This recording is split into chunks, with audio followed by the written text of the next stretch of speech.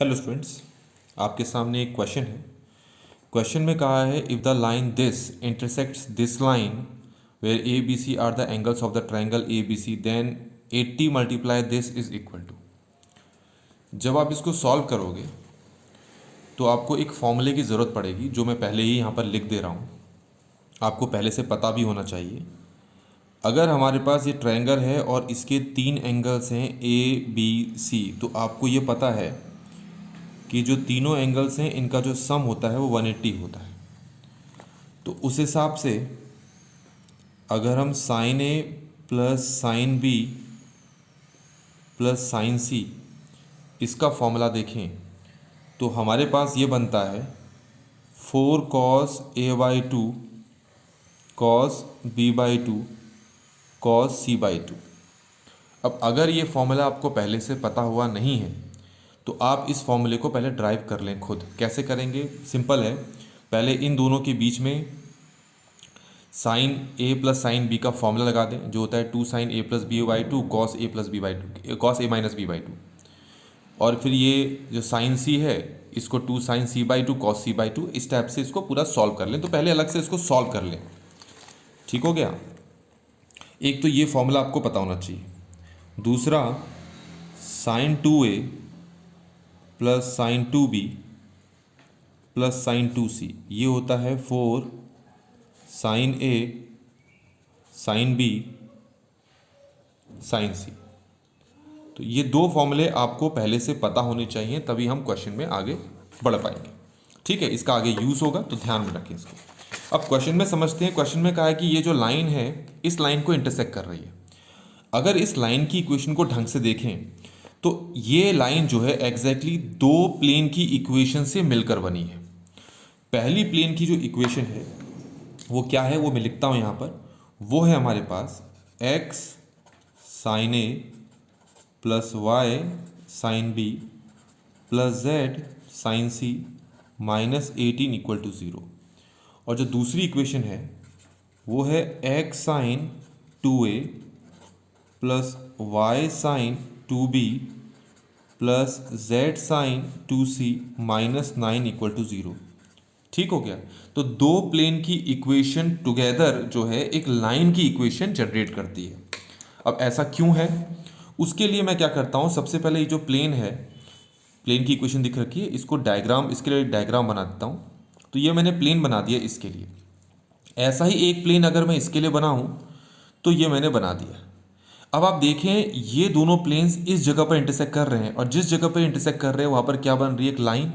इसीलिए इन दोनों प्लेन्स की इक्वेशन जब को एक साथ लिखते हैं तो उसको क्या बोलते हैं, एक लाइन की इक्वेशन।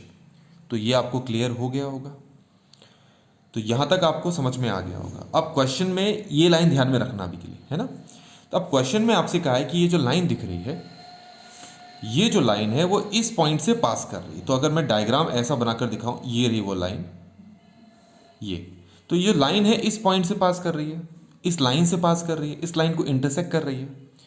तो मैं दूसरे शब्दों में ये भी तो कह सकता हूं कि ये जो लाइन है ये इस प्लेन और इस प्लेन दोनों को ही इंटरसेक्ट कर रही है, क्योंकि ये वाली जो लाइन है ये तो दोनों ही प्लेन के ऊपर लाई कर रही है। तो सीधी सी बात है कि ये जो लाइन है ये इन दोनों प्लेन्स को ही इंटरसेक्ट कर रही है। तो अब हमें क्या करना है कि ये जो x equal to Y equal to Z है, क्या है, x equal to Y equal to Z, इसको हम रख लेते हैं k के इक्वल। और जैसे ही हम k के इक्वल रखेंगे तो x की वैल्यू भी k हो गई, y की वैल्यू भी k हो गई, z की वैल्यू भी k हो गई। ये क्लियर हो गया। अब ये जो x y z की वैल्यू है जिसको हम k बोलते हैं, ये एक्स वाई जेड की वैल्यू कहाँ पर लाई करती है, इस लाइन पर लाई करती है। कहीं पर भी लाई कर सकती है, पर हमें जहाँ ज़रूरत है हम वही मान लेते हैं। हमें तो ज़रूरत यहाँ पर है, हम मान लेते हैं कि ये इस जगह पर ये जो एक्स वाई जेड है इसकी वैल्यू क्या है, के। पर ये पॉइंट तो इसमें भी लाई कर रहा है, इस पर भी लाई कर रहा है। तो फिर इसका मतलब ये पॉइंट इस प्लेन की इक्वेशन को भी सेटिस्फाई करेगा, इसकी इक्वेशन को भी सेटिस्फाई करेगा। तो दोनों की जगह पर ये वाले पॉइंट की वैल्यूज़ को पुट कर दो। तो के को मैं इसमें भी पुट करता हूँ, इसमें भी पुट करता हूँ।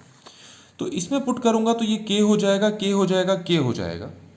और फिर मैं k को कॉमन लूँगा तो मुझे कुछ u मिलेगा। ज़रा देखें, k इक्वल मिल गया 18 ओवर, ये मिल गया sine A plus sine B plus sine C. ऐसा भी इसमें भी करूँगा तो यहाँ से के की वैल्यू मुझे मिलनी है 9 over sine 2a plus sine 2b plus sine 2c। यहाँ तक समझ में आ गया होगा आपको। अब इन दोनों को इक्वल रख लेते हैं। तो इक्वल रखूँगा तो ऐसे रखूँगा इक्वल। अब इसकी जगह तो मैंने ऊपर आपको एक फॉर्मूला बताया था sine A plus sine B plus sine C का, ये वाला फॉर्मूला मैं उतार देता हूँ यहाँ पर। इसकी जगह पर यहाँ जो कि है 4 cos A by 2 cos B by 2 cos C by 2। ऐसे ही इसका फॉर्मूला मैंने शुरुआत में लिखवाया था आपको, ये पूरा लिखवाया था। तो ये लिख लेता हूँ मैं 4 साइन ए साइन बी साइन सी। अब ये देखें आप कि ये 4 तो इससे कैंसिल हो गया, 9 2 ज़ा 18 हो गया। तो अब हमारे पास क्या बचा, मैं उसको लिख लेता हूँ। तो 2 ओवर ये तो ऐसे ही बचा cos A by 2 cos B by 2 cos C by 2। अब ये साइन ए का जो फॉर्मूला है इसकी जगह मैं लिख सकता हूँ 2 sine A by 2 cos A by 2। इसकी जगह लिख सकता हूँ sine B by 2 cos B by 2 भी होगा आगे।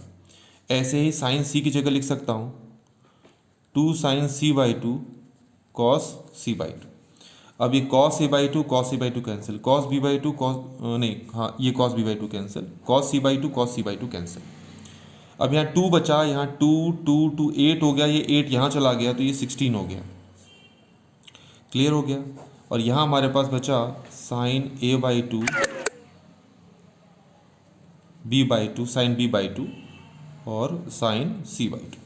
तो यहाँ से इसकी वैल्यू अगर निकाल लूँ तो ये मुझे मिल गया, ज़रा ध्यान से देखें, sine A by 2 sine B by 2 sine C by 2 equal to 1 over 16। तो ये क्लियर हो गया होगा आपको। अब आते हैं जो हमें फाइंड करना था। ज़रा ये देखो, मैंने इसकी वैल्यू निकाल ली है 1 ओवर 16। तो 1 ओवर 16 को अगर मैं 80 से मल्टीप्लाई करूं तो मेरा आंसर कितना आ जाएगा 5। तो यहाँ हमारा आंसर कितना हो गया 5। तो इस तरीके से इस क्वेश्चन का आंसर 5 हो गया। तो आई होप कि आपको ये पूरा सोल्यूशन समझ में आया होगा।